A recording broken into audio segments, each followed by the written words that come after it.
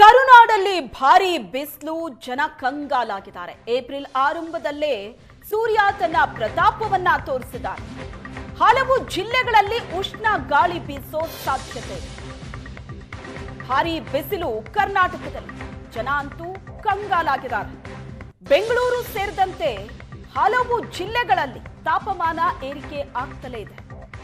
ಬಿಸಿಲಿನ ತಾಪದಿಂದ ರಕ್ಷಿಸಿಕೊಳ್ಳೋದಕ್ಕೆ ಜನರು ಸುಸ್ತಾಗಿದ್ದಾರೆ.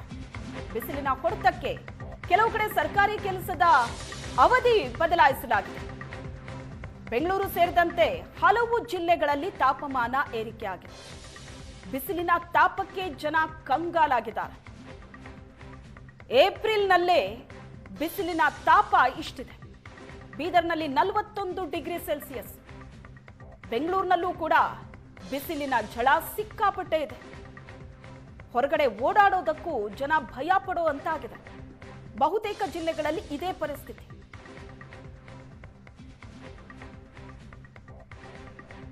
ಏಪ್ರಿಲ್ನ ಆರಂಭದಲ್ಲೇ ಸೂರ್ಯ ತನ್ನ ಪ್ರತಾಪ ತೋರಿಸಿರೋದು. ಬೇಸಿಗೆಗಾಲದಲ್ಲಿ ಬಿಸಿಲಿರುತ್ತೆ ನಿಜ, ಆದರೆ ಈ ಬಾರಿಯ ಈ ಬಿಸಿಲಿಗೆ ಜನ ಸುಸ್ತಾಗಿದ್ದಾರೆ. ಮಳೆಯೂ ಜಾಸ್ತಿ, ಚಳಿಯೂ ಜಾಸ್ತಿ, ಜೊತೆಗೆ ಬಿಸಿಲೂ ಕೂಡ ಜಾಸ್ತಿ ಆಗಿದೆ. ಸೂರ್ಯ ತನ್ನ ಪ್ರತಾಪವನ್ನ ತೋರಿಸಿದ್ದಾರೆ. ಹಲವು ಜಿಲ್ಲೆಗಳಲ್ಲಿ ಉಷ್ಣ ಗಾಳಿ ಬೀಸೋ ಸಾಧ್ಯತೆ ಇದೆ. ಭಾರಿ ಬಿಸಿಲು ಕರ್ನಾಟಕದಲ್ಲಿ, ಜನ ಅಂತೂ ಕಂಗಾಲಾಗಿದ್ದಾರೆ. ಬೆಂಗಳೂರು ಸೇರಿದಂತೆ ಹಲವು ಜಿಲ್ಲೆಗಳಲ್ಲಿ ತಾಪಮಾನ ಏರಿಕೆ ಆಗ್ತಲೇ ಇದೆ. ಬಿಸಿಲಿನ ತಾಪದಿಂದ ರಕ್ಷಿಸಿಕೊಳ್ಳೋದಕ್ಕೆ ಜನರು ಸುಸ್ತಾಗಿದ್ದಾರೆ. ಬಿಸಿಲಿನ ಹೊಡೆತಕ್ಕೆ ಕೆಲವು ಕಡೆ ಸರ್ಕಾರಿ ಕೆಲಸದ ಅವಧಿ ಬದಲಾಯಿಸಲಾಗಿದೆ.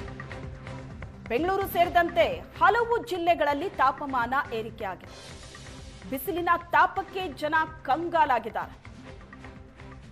ಏಪ್ರಿಲ್ನಲ್ಲೇ ಬಿಸಿಲಿನ ತಾಪ ಇಷ್ಟಿದೆ.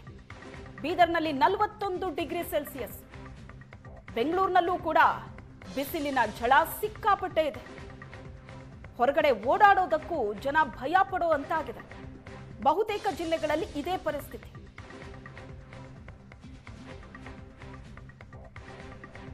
ಏಪ್ರಿಲ್ನ ಆರಂಭದಲ್ಲೇ ಸೂರ್ಯ ತನ್ನ ಪ್ರತಾಪ ತೋರಿಸಿರೋದು.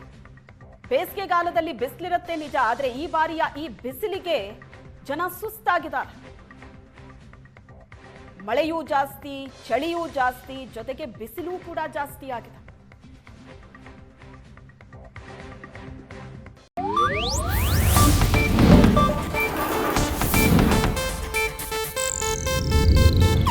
ಇದು ಏಷ್ಯಾನೆಟ್ ನ್ಯೂಸ್ ನೆಟ್ವರ್ಕ್ ಪ್ರಸ್ತುತಿ.